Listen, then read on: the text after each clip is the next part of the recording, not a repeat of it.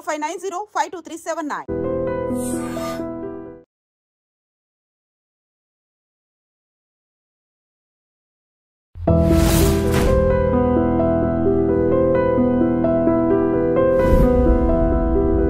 Nayeem case కూడా బాగా sensation అయింది. అంటే అందులో నయీం వేల కోట్లు సంపాదించారు, తర్వాత ఒక అసాంఘిక శక్తిగా మారాడు కాబట్టి ఎన్కౌంటర్ చేశాం అని పోలీసులు చెప్తున్నారు. మరి మీరు అటువైపు నుంచి నిలబడి వాళ్ళకి, అంటే నయీం కుటుంబ సభ్యుల వైపు నిలబడి మీరు వాళ్ళకి ఏ విధంగా న్యాయం చేస్తారు? ఇప్పుడు నయీం అయిన తర్వాత నేను వాళ్ళ తరఫున వకాలత్ చేస్తున్నాను. మిగిలింది ఎవరు? భార్య, పిల్లలు, చిన్నపిల్లలు, 10th క్లాస్ ఇంటర్మీడియట్ చదువుతున్నటువంటి పిల్లలు, ఒక ఆడపిల్ల 5th 6th చదువుతున్నటువంటి అమ్మాయి. వాళ్ళని తీసుకెళ్ళి హోమ్లో ఉంచారు, వాళ్ళ మదర్ని తీసుకెళ్ళి జైల్లో వేశారు, ఆమె మీద పీడీ యాక్ట్లు పెట్టారు. సరే, నయీం ఏం చేసినాడు అనేది పోలీసులకు తెలుసు, నయీంకి తెలుసు, మీకు తెలుసు మురళి గారు. వైఫ్కి అయితే తెలియదు కదా. వైఫ్ నోటీస్లో ఆమె కూడా బెదిరిస్తుంటే ప్రాపర్టీ అంతా ఆమె పేరు ఉందంటున్నారు పోలీసు. ఐ డోంట్ థింక్ అందులో చాలామందిని ముద్దాయిలుగా చూపెట్టినట్టున్నారు. నయీంకి బినామీలుగా చాలామందిని చూపెట్టినట్టు కనబడతా ఉంది. వైఫ్ పేరు మీద ఉన్నటువంటి ప్రాపర్టీస్ తక్కువ, అందులో నాకున్నటువంటి అంచనా మేరకి. కుటుంబ సభ్యుల పేరు మీద ఉన్నటువంటి ప్రాపర్టీస్ తక్కువ, బయట వ్యక్తుల పేరు మీదనే ఎక్కువ ప్రాపర్టీస్ ఉన్నాయి అందులో. అదొక ప్రైవేట్ సామ్రాజ్యంగా విస్తరించేటువంటి ప్రయత్నం చేసినట్టు కనబడతా ఉంది ఆ కేసు. దాంట్లో కూడా I don't think the investigation is proper Murali గారు. ఎందుకంటే ఎప్పుడో 15 సంవత్సరాల క్రితం తూపురానికి వెళ్ళి తీసుకుపోయినా ఆయన చంపేసిండు నయీమని 15 సంవత్సరాల తర్వాత ఛార్జ్షీట్ వేస్తే ఏం మిగులుతుంది కేసులో మురళి గారు? మీరు చెప్పండి. ఎక్కడో శ్రీశైలంలో మర్డర్ చేసిరంటారు, శవం దొరకది, చంపిన వాళ్ళు లేరు, డైరెక్ట్ ఎవిడెన్స్ లేదు. 15 సంవత్సరాల క్రితం ఏదో తప్పిపోయినటువంటి మనుషుల ఖాతానంతా నయీమే హత్యలు చేసిండని చెప్పి చేస్తే అందులో భార్య పిల్లలకి ఏం సంబంధం వస్తుంది? How you will establish the crime? మీరు ఆమె వైపు నిలబడినా సరే పోలీసులు ఆమెకి మళ్ళీ ఆ కేసుతో పాటు చాలా కేసులు అరెస్ట్ చేయడం, రిపీట్గా అరెస్ట్ చేస్తున్నారు. మరి ఆమెకి ఎక్కడ న్యాయం జరిగినట్లు అనిపిస్తుంది? ఇప్పుడు ఒక దశలో మేము దాంట్లో హైకోర్టును మూవ్ చేయాలనుకున్నాం. ఇప్పుడు ఒక కేసులో అరెస్ట్ చేస్తారు, బెయిల్ తీసుకోగానే మళ్ళీ ఇంకో కేసులో అరెస్ట్ చేస్తారు. ఒక 100 కేసులు ఆమె మీద నేరం ఆరోపించబడితే మురళి గారు, పోలీసు వాళ్ళు ఆలోచించాల్సింది ఏంటంటే, ఒకటే క్రైమ్కి సంబంధించి లేదా ఒకటే కుటుంబానికి సంబంధించి మీ దగ్గర 100 కేసులు ఉన్నాయి. ఒక కేసులో అరెస్ట్ అయినప్పుడు మిగతా కేసులలో కూడా పీటీ వారెంట్లు వేస్తే అయిపోతుంది కదా. ఆమెను ఇప్పటికి 4 సార్లు అరెస్ట్ చేసినారు. ఒకసారి పీడీ కేసు పెట్టినారు, పీడీ కేసుని హైకోర్టు కొట్టేసింది, ప్రివెంటివ్ డిటెన్షన్ కేసుని. సో కాబట్టి ఆ కేసు లోపల పోలీసు వాళ్ళు ఎందుకు నయీంను పెంచినారు, పోలీసులు నయీం తోటి మంచి చేయించినారా, చెడు చేయించినారా, నయీం అవసరం పోలీసులకు ఎంతసేపు ఉంది అనేది పోలీసులు, ఆయనతో పనిచేసిన పోలీసులు కానీ లేదా ఆయనతో పని చేయించిన పోలీసు అధికారులకు కానీ బాగా తెలిసి ఉంటుంది మురళి గారు. ఆయన పోయిన తర్వాత ఆయన భార్య కూడా ఆ క్రైమ్లలో ముద్దాయి అని చెప్పి పెట్టడాన్ని నేను అపోజ్ చేస్తూ ఉన్నాను. మిగతా గ్యాంగ్స్టరు, మిగతా వాళ్ళు ఉన్నారు, నక్సలైట్లు ఉన్నారు, లొంగిపోయిన నక్సలైట్లు ఉన్నారు, ఇతరులు ఉన్నారు అంటే అది వేరే అవుతుంది మురళి గారు. కుటుంబ సభ్యులు, ఇంటర్మీడియట్ చదివే కొడుకో, 7th క్లాస్ చదివే కూతురో, లేకపోతే ఏం తెలియని అమాయకులైనటువంటి వైఫ్నో సిస్టర్నో క్రైమ్లో ఇన్వాల్వ్ చేయడం సరైంది కాదండి. అంటే మీరు అన్నట్లుగా నయీం బతుకున్నప్పుడు ఎక్కడ కూడా నయీం వైఫ్ కానీ తమ్ముళ్ళు కానీ ఎవరు కూడా బెదిరిస్తున్నట్లు కానీ స్క్రీన్ మీద రాలేదు. కానీ చనిపోయిన తర్వాత నయీం వైఫ్, నయీం బావ, నయీం చెల్లు బెదిరిస్తున్నారంటూ వాళ్ళని పదే పదే అరెస్ట్ చేయడం ఎంతవరకు కరెక్ట్ అంటారు?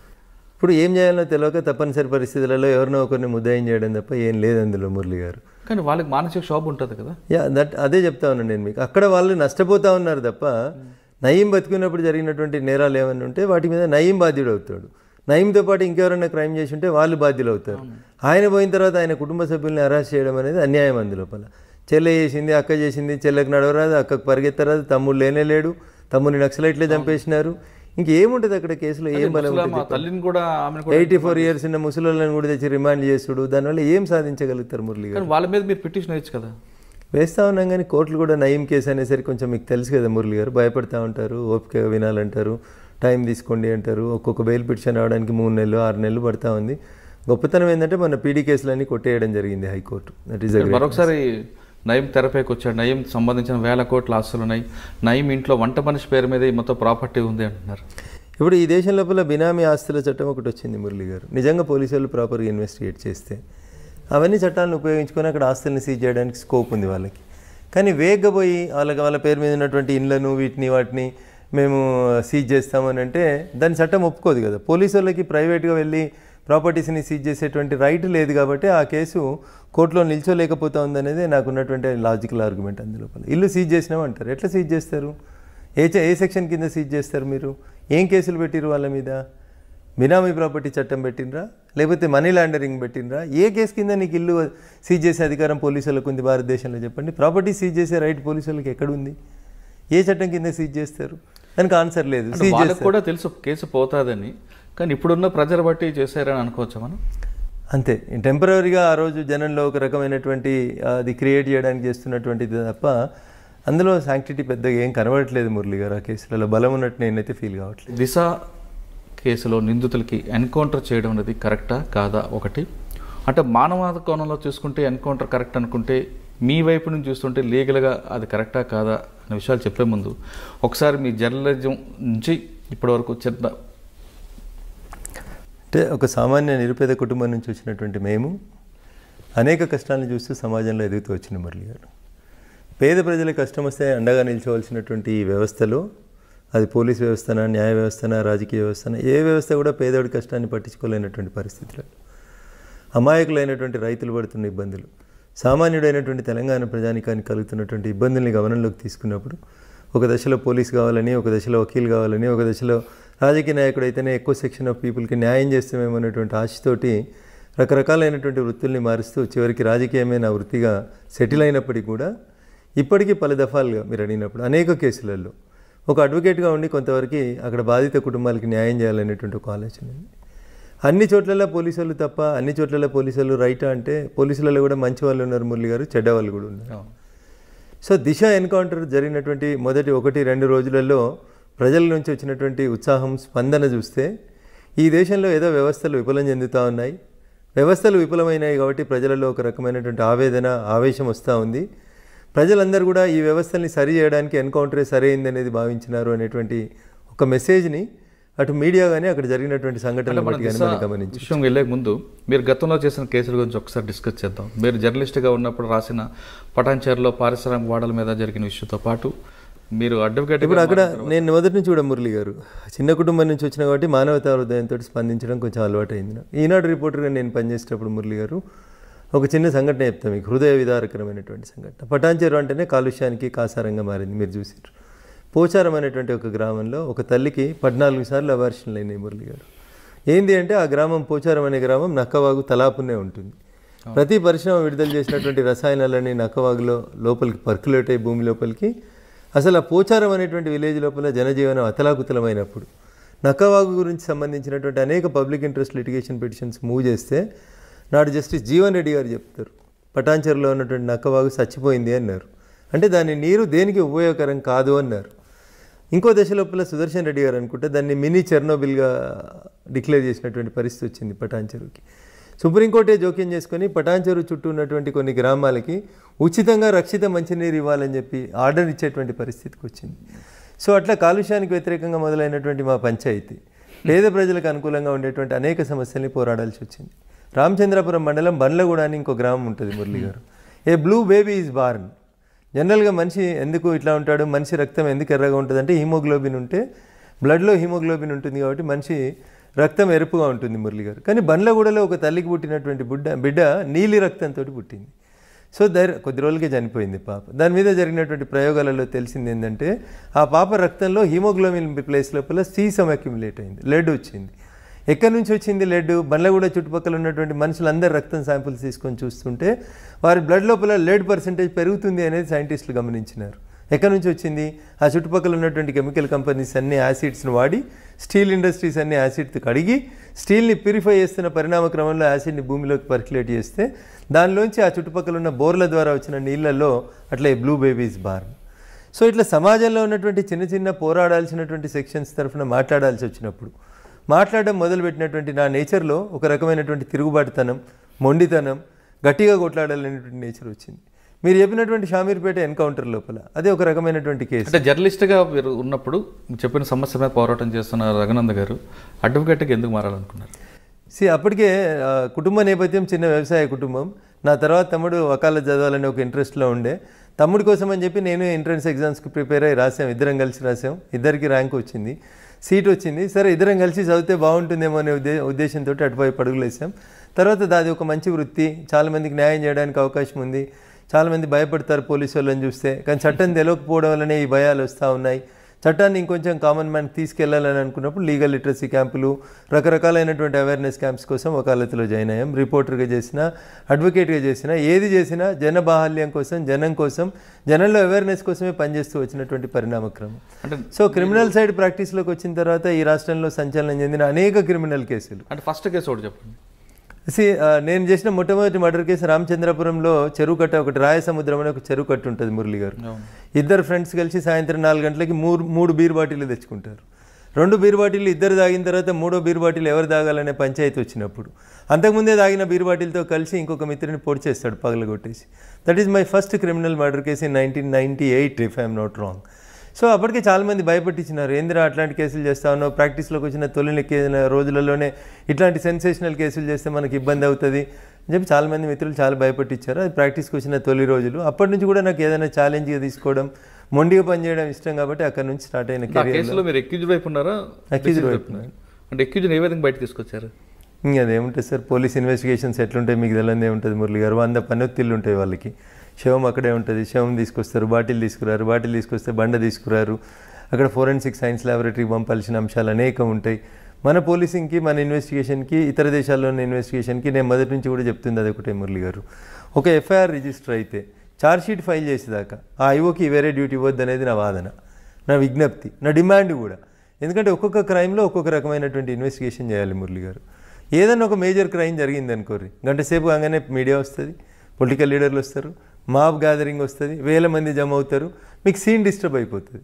సీన్లో మీరు ప్రతి సీన్ లోపల కూడా ఇప్పుడు ఆడ మర్డర్ జరిగింది, శవం ఆడబడింది, ఓడు కత్తితోటి పొడుస్తాడు, ఓడు బాటిల్తోటి పడి పెనుగులాట అవుతుంది, అక్కడ రకరకాలైనటువంటి సంఘటనలు జరిగిన తర్వాత ఒక హత్య జరుగుతుంది. కింద పడినటువంటి కంట్రోల్ ఎర్త్ అంటే బ్లడ్తో సహా, మట్టితో సహా, కత్తి, వెంట్రుకలు, గోర్లు, శరీర ముక్కలు ప్రతిదీ కలెక్ట్ చేయాలి. వేల మంది మాబ్ జాయిన్ అయిన తర్వాత సీన్ ఎట్లా కంట్రోల్లో ఉంటుంది అంటారు మురళి గారు. అక్కడ మొదలవుతుంది కష్టం ఇన్వెస్టిగేటింగ్. తీసుకుని ఫస్ట్ కేసులో ఎలాగా బయట తీసుకొచ్చారు? సో దాంట్లో అంటే సర్కమ్స్టెన్షియల్ ఎవిడెన్సెస్ని పోలీసు వాళ్ళు ప్రాపర్గా లింకప్ చేయలేకపోయినారు. Because it is an open place, చెరువు కట్ట, సాయంత్రం 5:30-6 గంటల ప్రాంతంలో జరిగినటువంటి సంఘటన. ఆ సమయం లోపల అక్కడ దాన్ని లింకప్ చేయడానికి ఎవిడెన్స్ చనిపోయారు, ఒకడు ఇంకొకరిని చంపేశాడు. 2 దోస్తులు కలిసి 3 బీర్ సీసాలు తెచ్చుకున్నారు. ఎవిడెన్స్ ఏం లేదు, ఏముంటుంది చెప్పండి, అన్లెస్ అంటే ఆయనే కన్ఫెషన్ తప్ప. ఆయనంతలో ఆయనే మళ్ళీ పోలీసు వాళ్ళకి నేనే చంపేశానని అడ్మిట్ అయ్యాడనే ఒక నేరస్తుని అంగీకారం తప్ప అది చెల్లదు కదా. Confession made before A police officer is inadmissible. So అక్కడ ఆ రికవరీ చేసినటువంటి బీర్ బాటిల్ ముక్క మీద ఫింగర్ ప్రింట్స్ తీసుకోవడం, ఇట్లాంటివన్నీ సైంటిఫిక్ ఎవిడెన్స్ తీసుకోవడానికి ఒక అవకాశం ఉండే. But scene was disturbed. Police could not be in a position to collect that beer bottle or evidence, finger prints లేవు. సో వీళ్ళిద్దరు ఫ్రెండ్స్ అనేది అందరు సాక్ష్యం చెప్తా ఉన్నారు. మరి హత్య చేసేంత వీళ్ళిద్దరి మధ్యలో శత్రుత్వం ఎక్కడుంది, ఎక్కడ కనబడలేదు. So there is a chance for some third person also to do it అనేది చెప్పినప్పుడు బెనిఫిట్ ఆఫ్ డౌట్ ఆల్వేస్ మీరు క్రిమినల్ లాలో చూడండి, benefit of doubt will be given to accused only. So అట్లా ఆ నేరస్తుని నేను బయటికి తీసుకొచ్చాను. అప్పటి నుంచి కాన్ఫిడెన్స్ లెవెల్స్ పెరిగిపోయినాయి. సో క్రిమినల్ సైడ్ మనం ఏం చేసినా గెలవగలుగుతాం అనేటువంటి ఒక ఆసక్తి పెరిగిపోయింది. దాని తర్వాత ఏ కేసులు వచ్చాయి? ఇంకా తర్వాత అన్ని సంగారెడ్డి, మా మెదక్ జిల్లా కేంద్రం లోపల వచ్చినటువంటి అనేకమైనటువంటి కేసులలో శివంస్ దగ్గర ఫైరింగ్ అయి పారిపోయిండని ఒక నక్సలైట్ నాయకుడు నందు అని వచ్చి ఉండే, జనశక్తికి సంబంధించిన నక్సల్, అతని కేసుతోటి మొదలుకుంటే ఇట్లా మా జిల్లా లోపల కానీ రాష్ట్రం కేసు గురించి ఒకసారి చెప్పండి. మీరు గుర్తుండాలి, కోర్టులో ప్రొడ్యూస్ చేయడానికి నందు ఎలియాస్ మోహన్ రెడ్డి అని ఒకతన్ని తీసుకెళ్తూ ఉంటారు. అతను జనశక్తిలో సింపథైజర్గా పనిచేస్తూ ఉన్నారు. కోర్టులో ప్రొడ్యూస్ చేయడానికి పోతే శివంస ప్రాంతం లోపల పోలీస్ జీబులోంచి వెనకాల నుంచి దూకి పారిపోయే ప్రయత్నం చేసినాడని, పబ్లిక్ ప్లేస్లో ఫైరింగ్ అయింది, తిరిగి పట్టుకున్నారని, అట్లా చాలా కేసులు పెట్టారు అతని మీద, జనశక్తికి సంబంధించిన ఒక దళ నాయకుడు. సో ఆ కేసు లోపల కూడా ఏం ఎవిడెన్సెస్ ప్రాపర్గా కలెక్ట్ చేయలేకపోయినారు. మా మెదక్ జిల్లా రకరకాల ఓపెన్గా జరిగిన ఇష్యూలో కూడా పోలీస్ ఇన్వాల్వ్మెంట్ కాలేదు అక్కడ. నేను అదే చెప్తా ఉన్నా మురళి గారు, పోలీసులకు ఉండేటువంటి పనొత్తిడే ఇక్కడ మనకి మాలాంటి అడ్వకేట్లకు ఉపయోగపడుతుంది. మీకు ఐఓ చేయాల్సినటువంటి ఇన్వెస్టిగేషన్ లోపల ఆయనకు ఉండదు. పొద్దున్న లేవగానే రోడ్డు మీద యాక్సిడెంట్ అవుతుంది, ఈ ఎఫ్ఐఆర్ ఎవరో ఎస్ఐకో లేకపోతే కానిస్టేబుల్కో రైటర్కో ఇచ్చేస్తాడు, ఇంకో కేసులో వెళ్ళిపోతాడు. సో ఈ కేసులో మొత్తం ఎవిడెన్సెస్ కలెక్ట్ చేయాలంటే ఆయన ఒక 10 గంటలు ఆ కేసుని ఆలోచించాల్సి ఉంటుంది. సో ఈ డోంట్ ఫైండ్ టైం. 10 గంటల సంగతి దేవుడు ఎరుగు మీకు. ఈ ఫోను, ఆ ఫోను, ఈ రోడ్ యాక్సిడెంట్, ఆ ఎమ్మెల్యే వచ్చిండు, ఆ మంత్రి వచ్చిండు, ఈడ గొడవ అయింది, ఆడ దొమ్మి అయింది, ఈడ హౌస్ బ్రేక్ అయింది, పరిగెడుతూనే ఉంటారు. రోజు 10 ఎఫ్ఐఆర్లు నమోదవుతున్నటువంటి పోలీస్ స్టేషన్లో మీకు పోలీసుల నుంచి న్యాయం జరుగుతుందని ఎట్లా ఎక్స్పెక్ట్ చేస్తారు చెప్పండి? అన్లెస్ అండ్ అంటిల్ దాని వెనకాల ఏదో పెద్ద ప్రెషర్ ఉంది, గొడవ అవుతుంది, కంపల్సరీ బాగా రాయాలి అన్నప్పుడు ఒక పీపీని పిలుచుకోనో, పీపీ ఒపీనియన్ తీసుకునో, 4 సీనియర్ ఆఫీసర్లను తీసుకునో 4 కేసులు చేస్తున్నారు. లేకపోతే మీకు భారతదేశంలో కన్విక్షన్ రేట్ ఎంత ఉంది మురళి గారు చెప్పారు? సిబిఐ లాంటి గొప్ప ఏజెన్సీ చేస్తే కూడా not even 5% there is a conviction. సరే మరి వ్యవస్థల మీద నమ్మకం ఎట్లుంటుంది, ప్రజలకు విశ్వాసం ఎట్లుంటుంది?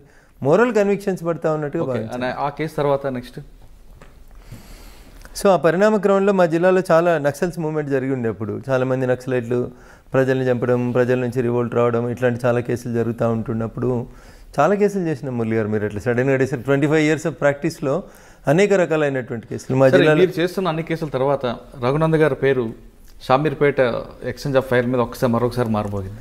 ఒకసారి ఆ కేసు గురించి, ఎందుకంటే అప్పుడులో పోలీసుల మీద కాల్పులు జరిపి పారిపోయిన వ్యక్తిని మీరు సరెండర్ చేయడం, అతనికి బెయిల్ ఇప్పించడం లాంటి చేశారు. అంటే మురళి గారు ఇప్పుడు ఒక కేసుకి ఇంకొక కేసుకి పొంతనుండదు, పోలిక ఉండదు క్రైమ్ లోపల. సో బేసికల్గా అందులో క్రైమ్ చేసినటువంటి వాళ్ళు సిద్దిపేటకి సంబంధించినటువంటి వాళ్ళు. అక్కడ జరిగింది ఏంది, కొంతమంది ఇంజనీరింగ్ కళాశాలకు సంబంధించినటువంటి పిల్లలు దొంగ నోట్లని సర్క్యులేట్ చేస్తున్నారు అనేటువంటి ఒక అనుమానం వచ్చినప్పుడు బాలానగర్ ప్రాంతానికి సంబంధించినటువంటి సిసిఎస్ పోలీస్ అధికారులు వలవన్ని కొంతమందిని ట్రాప్ చేస్తే సిద్దిపేట నుంచి కొంతమంది పిల్లలు వచ్చి ఆ ఫేక్ కరెన్సీకి సంబంధించిన డాక్యుమెంట్స్ ఇచ్చినారు.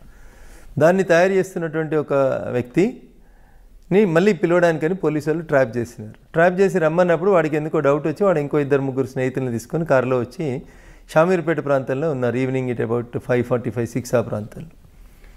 సో వీళ్ళు కారు దిగి దగ్గరికి వస్తున్నప్పుడు ఆ పిల్లల పక్కన సివిల్ డ్రెస్లో ఉన్నటువంటి వాళ్ళని చూస్తే వాళ్ళకి అనుమానం వచ్చింది, వాళ్ళు పోలీసు వాళ్ళు ఏమో అని డౌట్ వచ్చింది వాళ్ళకి.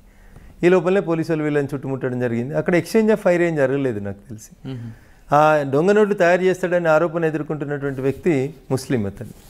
అతను పోలీసు వాళ్ళు పట్టుకోవడానికి ప్రయత్నం చేసినప్పుడు అతని దగ్గర ఒక కత్తి ఉండే, ఆ కత్తితోటి ఆ ఎస్ఐ గారిని గాయపరిచినాడు. ఇమ్మీడియట్గా పక్కన ఉన్నటువంటి మఫ్టీలో ఉన్నటువంటి పోలీసు వాళ్ళు ఫైర్ ఓపెన్ చేసినారు. మిగతా వాళ్ళంతా పారిపోయినారు. అతను అక్కడే చనిపోయినాడు. ఎస్ఐ గారు కొంచెం కత్తితో పొడిచినటువంటి గాయాలైనా ఇంకో కానిస్టేబుల్ చనిపోవడం జరిగింది ఆ పెనుగులాట్లో. సో వారికి సంబంధించిన వాళ్ళందరూ మా సిద్దిపేట దుబ్బాక ప్రాంతానికి సంబంధించినటువంటి పిల్లలు వాళ్ళంతా.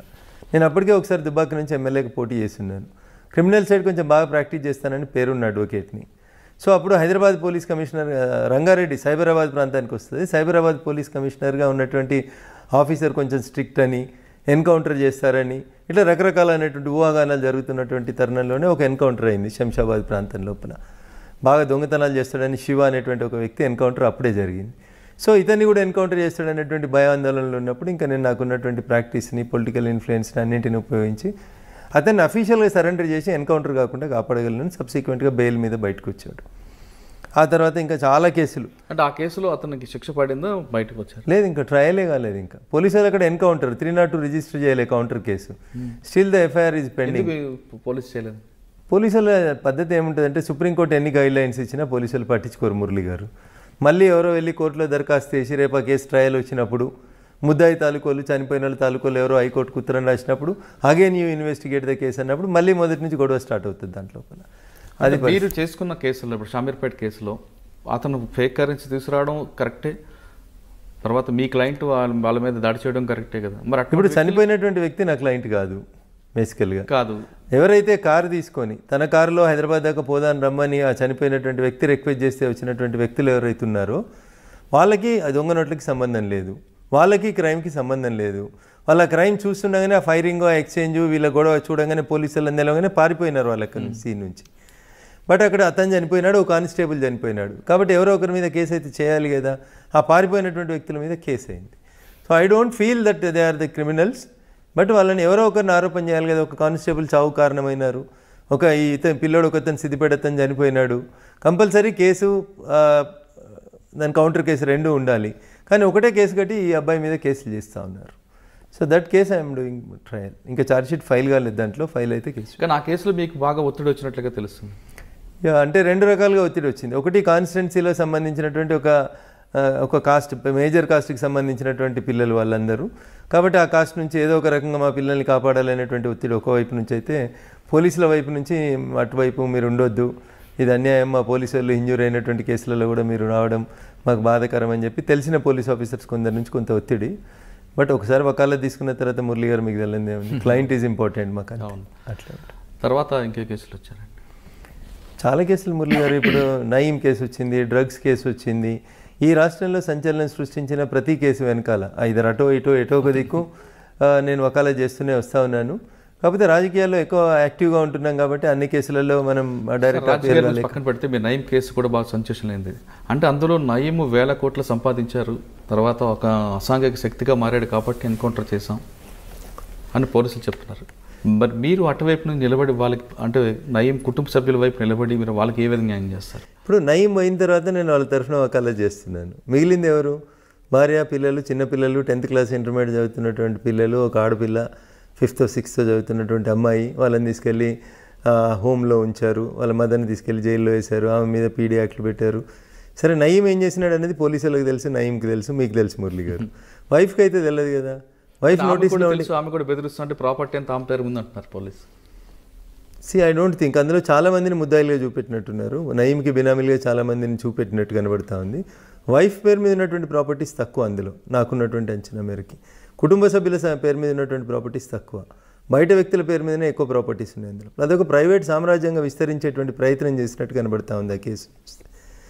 దాంట్లో కూడా I don't think the investigation is proper Murali గారు. ఎందుకంటే ఎప్పుడో 15 సంవత్సరాల క్రితం తూపురానికి వెళ్ళి తీసుకుపోయిన ఆయన చంపేసి నయీమని 15 సంవత్సరాల తర్వాత ఛార్జ్షీట్ వేస్తే ఏం మిగులుతుంది కేసులో మురళి గారు, మీరు చెప్పండి.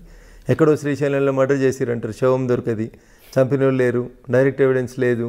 15 సంవత్సరాల క్రితం ఏదో తప్పిపోయినటువంటి మనుషుల ఖాతానంతా నయీమే హత్యలు చేసిండని చెప్పి చేస్తే అందులో భార్య పిల్లలకి ఏం సంబంధం వస్తుంది? How you will establish the crime? మీరు ఆమె వైపు నిలబడినా సరే పోలీసులు ఆమెకి మళ్ళీ ఆ కేసుతో పాటు చాలా కేసులు అరెస్ట్ చేయడం, రిపీట్గా అరెస్ట్ చేస్తున్నారు. మరి ఆమెకి ఎక్కడ న్యాయం జరిగినట్లు అనిపిస్తుంది? ఇప్పుడు ఒక దశలో మేము దాంట్లో హైకోర్టును మూవ్ చేయాలనుకున్నాం. ఇప్పుడు ఒక కేసులో అరెస్ట్ చేస్తారు, బెయిల్ తీసుకోగానే మళ్ళీ ఇంకో కేసులో అరెస్ట్ చేస్తారు. ఒక 100 కేసులు ఆమె మీద నేరం ఆరోపించబడితే మురళి గారు, పోలీసు వాళ్ళు ఆలోచించాల్సింది ఏంటంటే ఒకటే క్రైమ్కి సంబంధించి లేదా ఒకటే కుటుంబానికి సంబంధించి మీ దగ్గర 100 కేసులు ఉన్నాయి. ఒక కేసులో అరెస్ట్ అయినప్పుడు మిగతా కేసులలో కూడా పీటీ వారెంట్లు వేస్తే అయిపోతుంది కదా.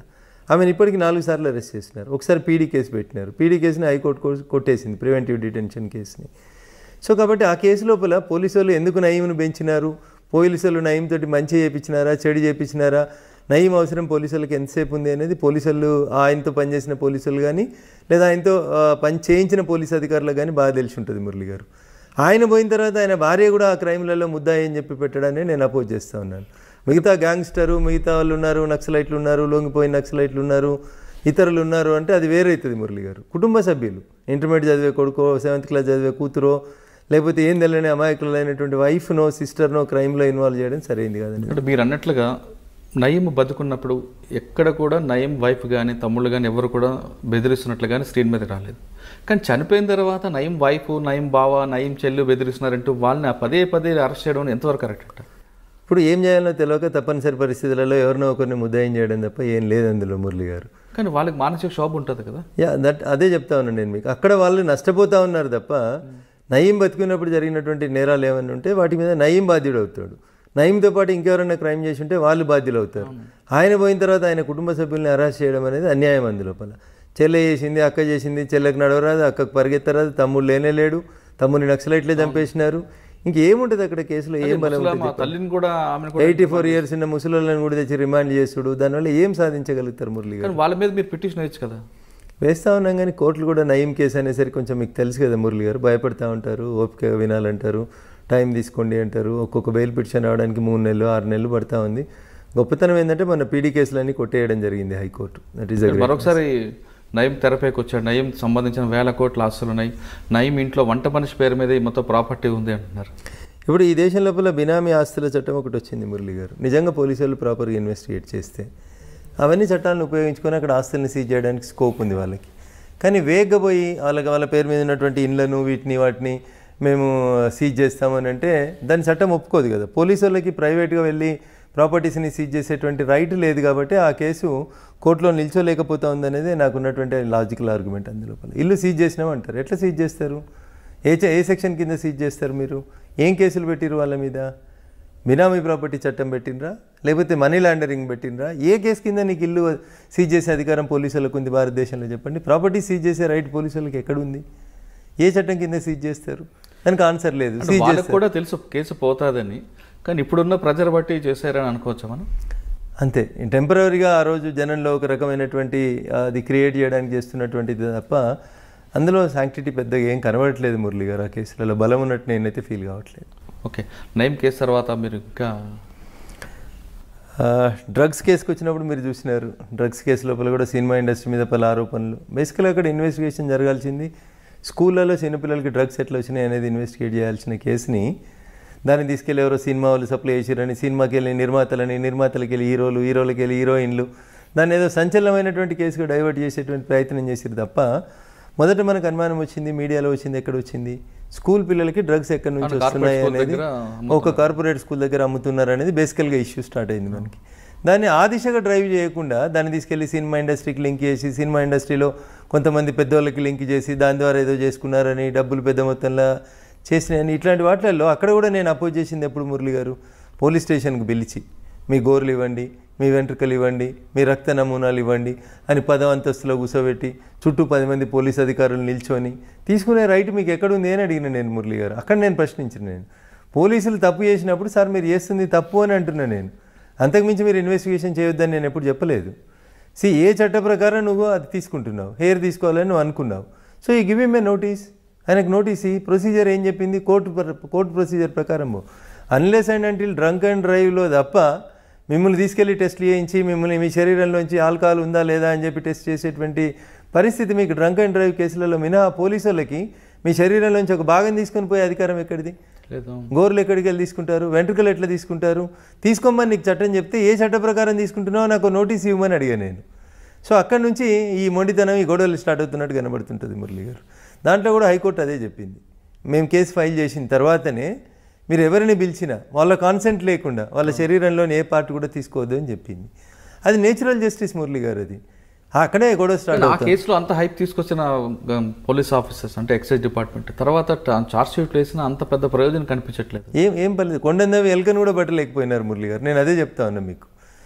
When you have consumed a drug or myself I have consumed a drug అనుకోండి, అది ఎంతకాలం ఉంటుంది మన శరీరం లోపల, ఏ రోజు కన్జ్యూమ్ చేసిన డ్రగ్ ఎక్కడిది, ఇండియాలోకి ఎప్పుడు వచ్చింది, సప్లై చేసింది ఎవరు, తీసుకెళ్ళింది ఎవరు, ఇట్లా అసలు ఏమైనా సైంటిఫిక్ ఎవిడెన్సే లేకుండా మురళి గారు సంచలనాల కోసం కేసులు చేస్తాం, టీవీలలో బ్రేకింగ్ల కోసం స్క్రోలింగ్ల కోసం కేసులు చేస్తామంటే ఎట్లా కుదురుతుంది మురళి గారు? ఇప్పుడు మీరు చెప్తున్న డ్రగ్ కేసులో కూడా మీకు తెలుసు, జనానికి తెలుసు ఆ కేసులో ఏం జరగదు, మీరే అంటున్నారు కొండంతా వెలంకి పట్టేట్లు.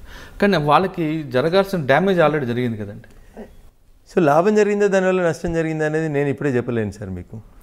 సో కొంత సినిమా ఇండస్ట్రీ భయపట్టింది, కొందరు సినిమా హీరోలు ఆందోళనకు గురైనారు, డబ్బులు ఖర్చు పెట్టుకున్నారు, రకరకాలైనటువంటి ఇబ్బందులు పడ్డారు అనేటువంటి మాట వాస్తవం మురళి గారు.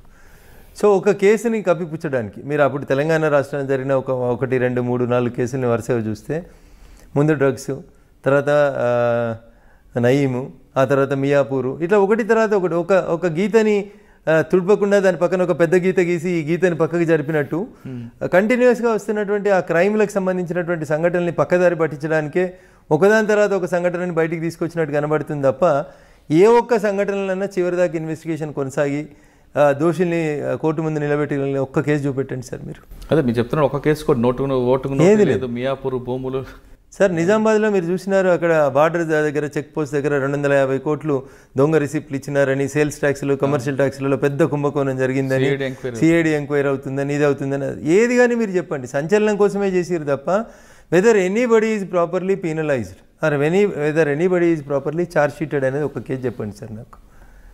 అది నీమ్స్లో స్టంట్స్ కాడ నుంచి మొదలుకుంటే ఇప్పుడు నడుస్తున్న ఈఎస్ఐ దాకా ఎన్ని కేసులు బయటకు వచ్చినా అవి కేవలం సంచలనంగా 4 రోజులు వార్తలలో వచ్చేందుకు తప్ప. కానీ మధ్యలో ఎంసెట్ కేసు మాత్రం బాగా సక్సెస్ అయినట్లుగా అనిపించింది. ఎవరు దోషులు ఎవరు దొరికినారు చూడండి దాంట్లో. బీహార్ నుంచి వాళ్ళు దొరికారు కదా.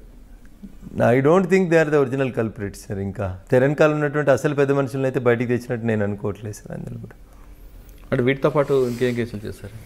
రెగ్యులర్గా ప్రొఫెషన్లో వచ్చేటువంటి కేసులలో గ్యాంగ్ రేప్ కేసులు, భయంకరమైనటువంటి పట్టపగల రోడ్ల మీద జరుగుతున్నటువంటి మర్డర్లు, బాగా మీకు ఈ కేసులో పోలీసులు బాగా మంచి వర్క్ చేశారు అయినా నేను కాపాడాను అన్నది మీకు మనసుకు నచ్చిన కేసు వచ్చింది? ఇప్పుడు కోజీ క్లబ్లో ఒక ఇన్సిడెంట్ జరిగింది. కోజీ క్లబ్లో ఒక అమ్మాయి అబ్బాయి కలిసి వచ్చారు, ఒక ఇన్సిడెంట్ జరిగింది. బాయ్ ఫ్రెండ్ గర్ల్ ఫ్రెండ్ కలిసి వచ్చారు. లివింగ్ టుగెదరే తప్పు కాదని సుప్రీంకోర్టు చెప్పినాక మీరు నేను చేసేది ఏం లేదు కదా మురళి గారు. సో అనుకోకుండా అక్కడ మేనేజర్ రూమ్లో ఉన్న ఒక ఎయిర్ గన్ తీసుకొని అమ్మాయి ఆ అబ్బాయిని ఏదో మజాక్లో ఇట్లా అంటే అది ట్రిగ్గర్ ఫైర్ అయింది, ఆ పిల్లోడ్లోంచి బుల్లెట్ పోయింది. సో దాంట్లో బాధాకరమైనటువంటి విషయం ఏంటంటే అమ్మాయి ఈజ్ ఇన్నోసెంట్, ఏం తెలియదు, ఏదో కామెడీకి వచ్చినారు వాళ్ళు, అమ్మాయి అబ్బాయి కలిసి సరదాకి వచ్చేపు గడుపుదాం అనుకొని వచ్చినటువంటి సందర్భంలో అనుకోకుండా వాళ్ళకు తుపాకీ కనబడింది. అది బొమ్మ తుపాకీ అనుకుంది, but it is an air gun. Unfortunately air గన్తో కొడితే కూడా చనిపోయినటువంటి సంఘటన అది కోజీ క్లబ్. సో దాంట్లో అమ్మాయి తరఫున చేయాల్సి వచ్చింది తప్పనిసరి పరిస్థితుల్లో. తను ఒక అడ్వకేట్ కుటుంబానికి సంబంధించినటువంటి అమ్మాయి కాబట్టి పేర్లు అవన్నీ బయటకు వస్తే ఇబ్బంది అని చెప్పి అక్కడ స్థానికంగా పోలీసులు సరిగ్గా వర్క్ చేయలేదంటారు అప్పుడు. So I don't blame the police, but మాకుండేటువంటి అడ్వకేట్గా మాకుండేటువంటి అడ్వాంటేజెస్, క్లయింట్లకు ఏదైతే benefit of doubt should be given to the accused అనేటువంటి లాస్ట్ లైన్ ఒకటి ఉంటుందో అది, plus establishing the link from A to Z English అక్షరాలు రాస్తే ఏ నుంచి జెడ్ దాకా రాస్తేనే మొత్తం ఆల్ఫాబెట్స్ కంప్లీట్ అయినట్టయితే మధ్యలో అక్కడొకటి అక్షరాన్ని మనం లింక్ బ్రేక్ చేసినాం అనుకోరు Murali garu, you don't see that chain will be complete. అట్లా బ్రేక్ చేస్తాం. 302 పెట్టడంతో పాటు ఎఫ్ఎస్ఎల్ పంపడం, లోకల్గా అన్ని ఎవిడెన్స్ తీసుకొచ్చారు. సంఘటన జరిగిన తర్వాత ఫస్ట్ పోలీసు వెళ్ళడం, మీడియా కూడా దూరం పెట్టడం, అది ప్రాపర్గా జరిగిందని అనుకుంటున్నాం. కానీ మీ ఎక్కడ బ్రేక్ దొరికింది? నేను అదే చెప్తా ఉన్నాను సార్, ఇన్వెస్టిగేషన్లో మాకు చాలా లాక్యునాస్ దొరుకుతాయి సార్. Not one issue. ఆ కేసు లోపల మనం సంఘటన స్థలాల్లో వాళ్ళు వెళ్ళి రూమ్ బుక్ చేసుకున్న దగ్గర నుంచి మొదలుకుంటే, రూమ్ బుక్ చేసి ఉండాలి కదా ఫస్ట్, మనం కోజీ క్లబ్లో మనం ఒక రూమ్ తీసుకున్నట్టు ఉండాలి కదా. అక్కడ నుంచి మొదలుకుంటే అక్కడ ఉన్న వాచ్మెన్ దగ్గర నుంచి అసలు ఎయిర్ గన్ ఎక్కడిది, ఎయిర్ గన్లో పెల్లెట్ ఎక్కడిది, 100 ఇష్యూస్ ఉన్నాయి సార్ అందులోపల. అంతా టెక్నికల్ ఎవిడెన్స్. పేరు మార్చి తీసుకున్నట్టుగా తెలుస్తుంది. లేదు సార్, లేదు. వాళ్ళ పేరు మీద తీసుకున్నారు, ఒరిజినల్గా వాళ్ళ పేరు మీదనే తీసుకున్నారు, అన్నీ వాళ్ళే చేశారు. అంటే ఎక్కడ మీకు బ్రేక్ కనిపించిందండి? అంటే సైంటిఫిక్ ఎవిడెన్స్లో బ్రేకేజ్ వచ్చింది అక్కడ. మళ్ళీ నేను చెప్తా ఉన్నా, మీకు ఆ ఎయిర్ గన్ మీద ఫింగర్ ప్రింట్స్ తీసుకోలేదు, ఆ అమ్మాయి ఫైర్ చేసిందని చెప్పి చెప్పలేదు, అమ్మాయి రూమ్లో ఉంది అని చెప్పి ఎవరు సాక్ష్యం చెప్పడానికి కూడా చెప్పలేదు అక్కడ. సో ఇవన్నీ సో మెనీ ఇష్యూస్. వాళ్ళ పేరెంట్స్ కూడా కోర్టుకి ప్రతిసారి కంప్లైంట్ చేసేవాళ్ళు, చనిపోయిన అబ్బాయి వాళ్ళ పేరెంట్స్. అమ్మాయి చంపలేదు, వేరే వాళ్ళు చంపినారు, ఆ కేసుని ఆ దిశలో ఇన్వెస్టిగేట్ చేయండి అనేది వాళ్ళు రకరకాల కంప్లైంట్స్ పెడుతూ వచ్చినారు. ఫ్యామిలీ ఒకవైపు రావడం కూడా ప్లస్ అవుతుంది అంతే. ఆరోపణ అంతా వాళ్ళు వేరే వాళ్ళ మీదకి పోతుంది. అసలు నా కొడుకు అమ్మాయి ఎవరో తెలియదు, అమ్మాయికి చంపాల్సిన అవసరం ఏమొచ్చింది, నా కొడుకుని చంపిన వాళ్ళు వేరే వాళ్ళు, పోలీసు వాళ్ళు కావాలని ఎవరు అమాయకురాలైనటువంటి అమ్మాయి మీద పెడుతున్నారు. This is the version of the parents of the diseased. So అట్లా కొంత నాకు మోరల్గా సపోర్ట్ దొరికింది ఆ కేసు లోపల. ఓకే, వాటి తర్వాత ఇంకా మంచి కేసులు చెప్పండి. అన్నీ మంచి అంటే వినడానికి అందరికీ ఇబ్బంది కలిగించే కేసులాగానే ఉంటాయి మురళి గారు, ఒకటి చెప్పండి. సో మాకు ప్రొఫెషన్ పరంగా ఇంట్రెస్టింగ్గా అనిపిస్తూ ఉంటాయి, కానీ మిగతా అన్నీ అదర్వైజ్ కొంచెం ఇబ్బందికరమైనటువంటి కేసులే. సమాజంలో పేరున్నటువంటి వ్యక్తులకు సంబంధించినటువంటి కేసులు, ఇంకా వాళ్ళ కుటుంబాలు వాళ్ళ పేర్లు చెప్పడం వల్ల కొంత కుటుంబాల పేర్లు చెప్పకుండా ఇన్సిడెంట్ చెప్పేస్తే మీకు వచ్చేస్తుంది అది ఎవరు ఏంది అనేది. అది కాకుండా అంటే పోలీసు వైఫల్యం ఎక్కడ కనపడుతుంది? మీరు ఇందాక ఫస్ట్లో మాట చాలా కేసులు. ఇప్పుడు ఒక ప్రముఖ టీవీ ఛానల్కి సంబంధించినటువంటి యజమాని ఒక రోడ్డు ప్రమాదంలో చనిపోయిందని, హత్య చేసిరని రకరకాలైనటువంటి ఇష్యూస్ విన్నారు మీరు.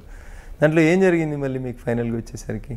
ఆంధ్రప్రదేశ్ పోలీసు వాళ్ళు ఏం చేసారు, తెలంగాణ పోలీసు వాళ్ళు ఏం చేసిండ్రు, అసలు నిందితులు ఎవరు, ఎవరిని తీసుకొచ్చినారు, ఎప్పుడు వచ్చింది, అది కూడా మీరు గమనించినారు. ఒక టీవీ ఛానల్ యజమానికి సంబంధించినటువంటి కేసులో ఇట్లా చాలా కేసులు. జూబ్లీహిల్స్లో మర్డర్ చేసి తీసుకొచ్చి నందిగామలో పడేయడంతో ఆంధ్రప్రదేశ్ పోలీసులు తెలంగాణకి షిఫ్ట్ చేశారు.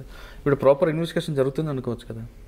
జరిగిందని అనుకుందాం, but we have our own interest in that case కాబట్టి రకరకాలైనటువంటి ఆరోపణలు అంటే చాలా కేసులు మురళి గారు. దీనికి అన్నిటికీ మూల కారణం I don't want to blame the system of police, only the issue వాళ్ళకి సరైనంత సమయం ఇవ్వట్లేదు వ్యవస్థ. ఒక పోలీస్ అధికారికి కన్విక్షన్ రావాలనుకుంటే సీనియర్ అడ్వకేట్గా, మీరు క్రిమినల్ అడ్వకేట్గా చెప్పండి, మీరు చేసిన అన్ని కేసుల్లో పోలీస్ లూప్ హోల్స్ ఎక్కడ ఉన్నాయో అది పట్టుకొని మీరు వాళ్ళకి అక్యూజ్కి మీకు సపోర్ట్ చేస్తున్నారు. కానీ అక్కడ అన్యాయం చేశాడు అనే విషయం మీకు తెలుసు, కానీ మీకున్న రైట్స్ ప్రకారం మీరు వెళ్తున్నారు. అంటే ఆధారం లేనప్పుడు ఏం చేస్తారు మురళి? చేస్తారు, కానీ పోలీసు ఏం చేస్తే కన్విక్షన్ రేట్ పెరుగుతుంది?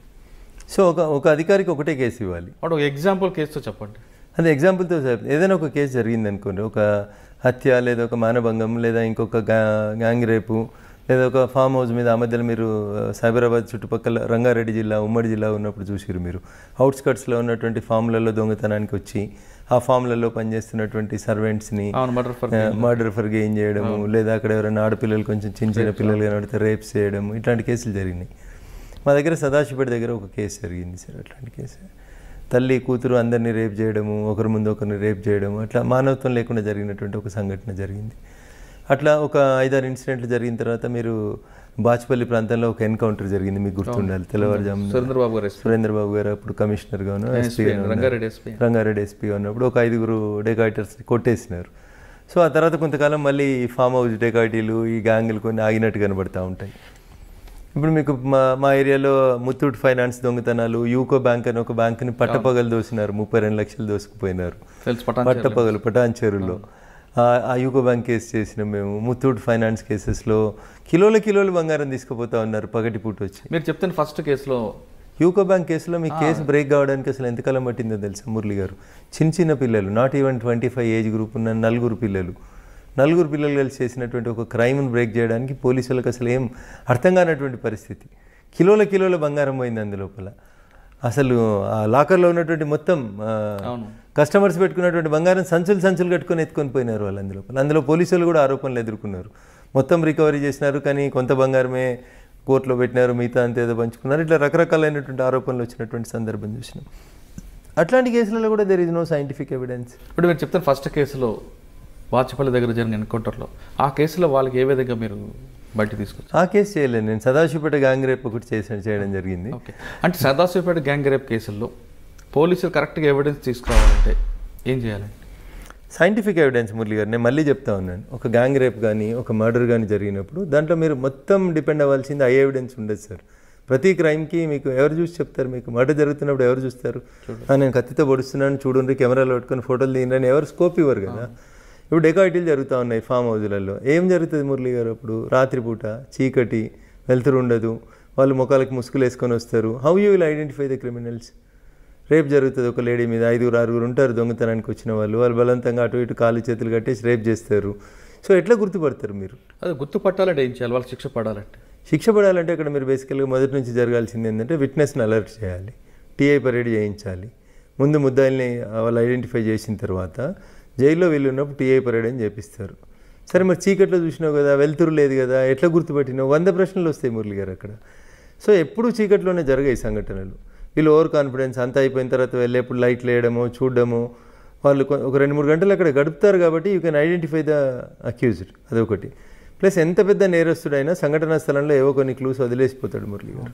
వాటిని సైంటిఫిక్గా కలెక్ట్ చేయాలి, ఫోరెన్సిక్ సైన్స్ ల్యాబొరేటరీకి పంపాలి. రేప్ జరిగినప్పుడు విక్టిమ్ని ఎట్లా, విక్టిమ్ క్లోత్స్ ఏంది, చినిగిపోయినాయా, బాగున్నాయా, అమ్మాయి ఎట్లుంది, వెంటనే తనని ఫస్ట్ మెడికల్ ఎయిడ్కి తీసుకెళ్లడము, అక్కడ అమ్మాయిని ఒక సీనియర్ గైనకాలజిస్ట్ చెకప్ చేయడము, ఆమె శరీరం మీద ఉన్నటువంటి ఫారిన్ బాడీస్, వెంట్రుకలు కానీ, గోర్ల ఘాట్లు కానీ, లేకపోతే ఇతరత్ర రక్తము, సెమెన్, స్పర్మ్స్, ఇట్లా చాలా చూడాల్సి ఉంటాయి. ఇవేవి కూడా మనకి అక్కడ స్కోప్ దొరకదు సార్. అక్కడ ఈ ఇన్సిడెంట్ జరిగిందని తెలంగాణ చుట్టాలందరూ వస్తారు, స్నానం చేయమంటారు, బట్టలు మారమంటారు, ఇట్లా వీళ్ళ టెన్షన్లో వీళ్ళు ఉంటారు. పోలీసులు వచ్చి మన హాస్పిటల్ తీసుకుపోయేసరికి ఇక్కడ సీన్ అంతా డిస్టర్బ్ అయిపోతుంది, సైంటిఫిక్ ఎవిడెన్స్ అంతా డిస్టర్బ్ అయిపోతుంది. అమ్మాయి స్నానం చేస్తుంది, బట్టలు మార్చుకుంటుంది, బట్టలు ఉతికేస్తుంది, ఇట్లా రకరకాల ఇన్సిడెంట్స్ జరుగుతాయి. కొన్నిసార్లు same day next day incident బయటికి రాదు, 2-3 రోజుల తర్వాత బయటకు వస్తుంది. అప్పటికల్లా సీన్ ఎక్కడికక్కడ క్లీన్ అయిపోయి ఉంటుంది.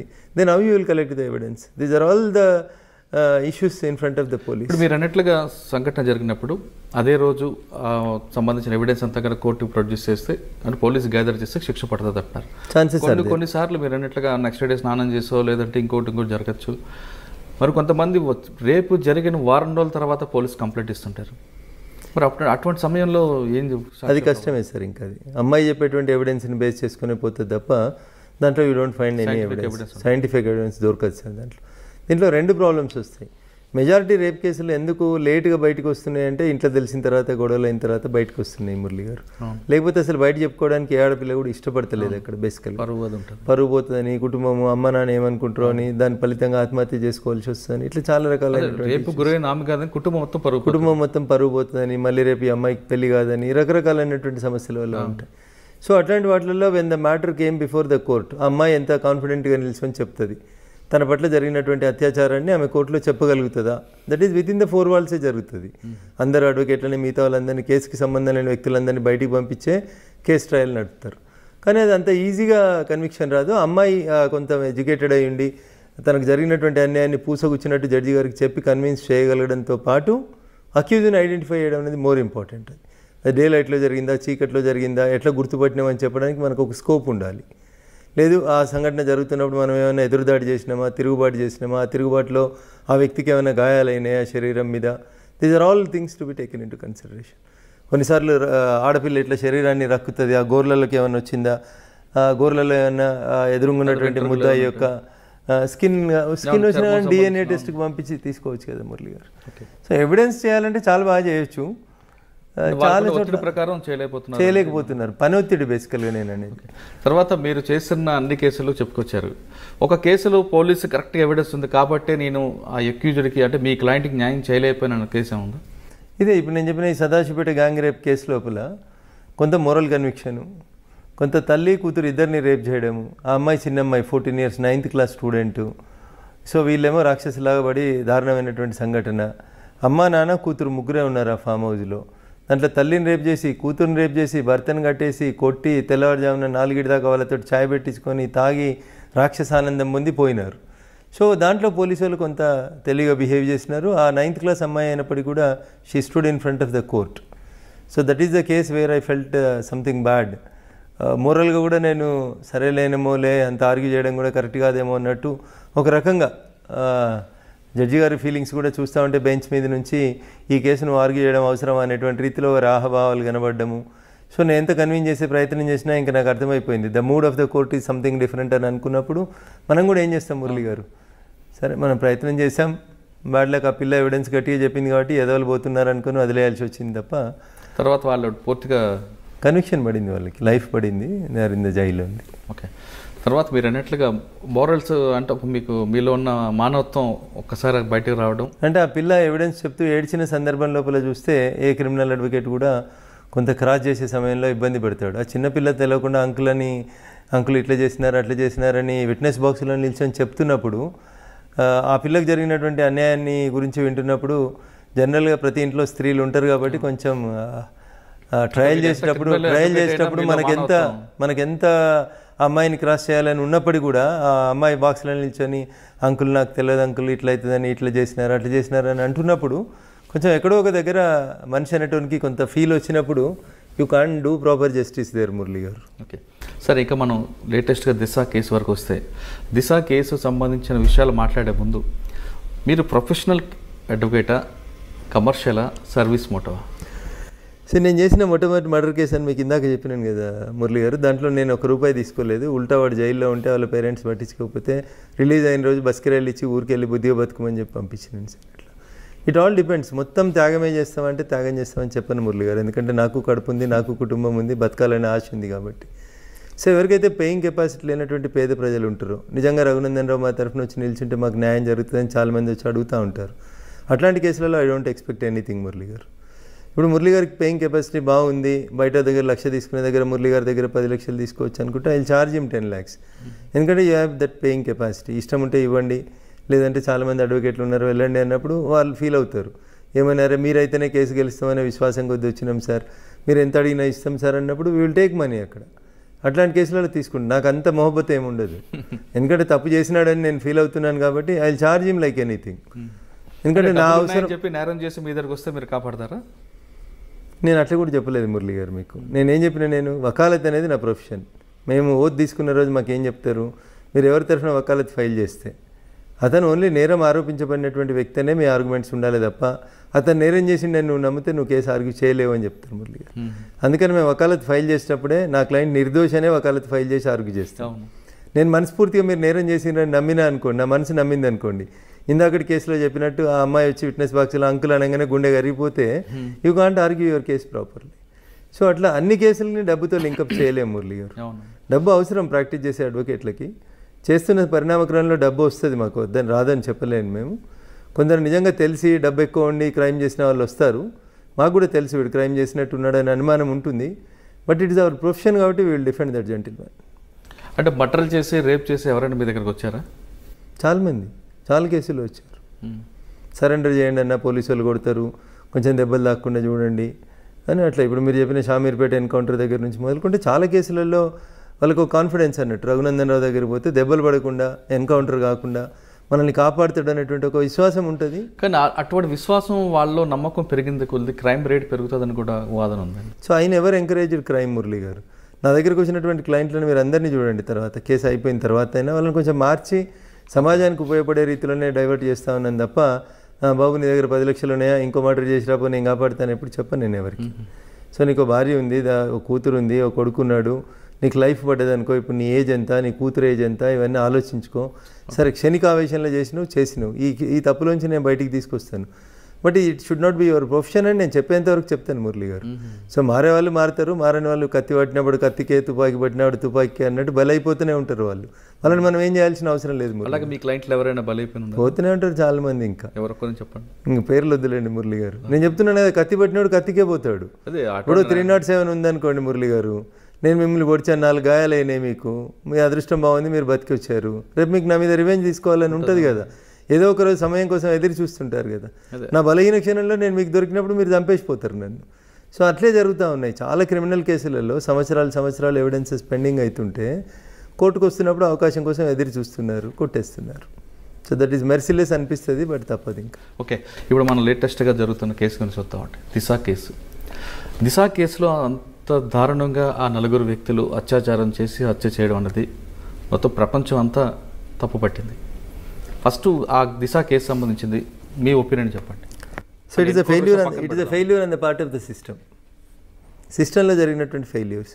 టోల్గేట్ దగ్గర లైట్ లేకపోవడాలు, సీసీ కెమెరాలు లేకపోవడం, అమ్మాయి అంత చదువుకున్న అమ్మాయి అయినప్పటికీ కూడా టోల్గేట్ దగ్గరికి పోయి నిల్చుంటే తనని ఇంకొక వృత్తిలో ఉన్నటువంటి అమ్మాయిగా భావిస్తారేమో అని తను ఫీల్ కావడం, ఇట్లా దిశ సంఘటన లోపల సమాజం నేర్చుకోవాల్సిన విషయాలు, తల్లిదండ్రులు నేర్చుకోవాల్సిన విషయాల్ని చాలా దిశ సంఘటన నేర్పించింది. తల్లిదండ్రులు ఏ విధంగా నేర్చుకోవాలండి? పిల్లలకి మనం చిన్నప్పటి నుంచి ఏదైనా జరిగితే పోలీసు వాళ్ళకి ఫోన్ చేయాలని నేర్పించడం, 100ని వాడుకోవడం ఎట్లా అనేది నేర్పించడం. చెల్లికి ఫోన్ చేసి అంత బాధపడ్డ అమ్మాయి ఇంకొంచెం యాక్టివ్గా మూవ్ అయ్యి ఉంటే తన ప్రాణాన్ని తనను కాపాడుకునేగలేదు కదా మురళి గారు. కన్సర్న్ పోలీస్ స్టేషన్కో 100కో ఏదో ఒకరికి తనకు తెలిసిన పోలీస్ ఆఫీసర్కో.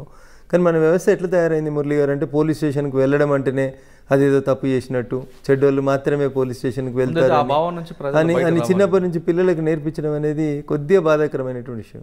ఇప్పుడు బాగా అభివృద్ధి చెందిన దేశాలలో ఏం జరుగుతుంది, మిమ్మల్ని అమ్మ నాన్న కొట్టినా, స్కూల్లో టీచర్లు కొట్టినా you call so and so number అని చిన్నప్పటి నుంచి టీచర్లే చెప్పి నేర్పిస్తూ ఉన్నారు.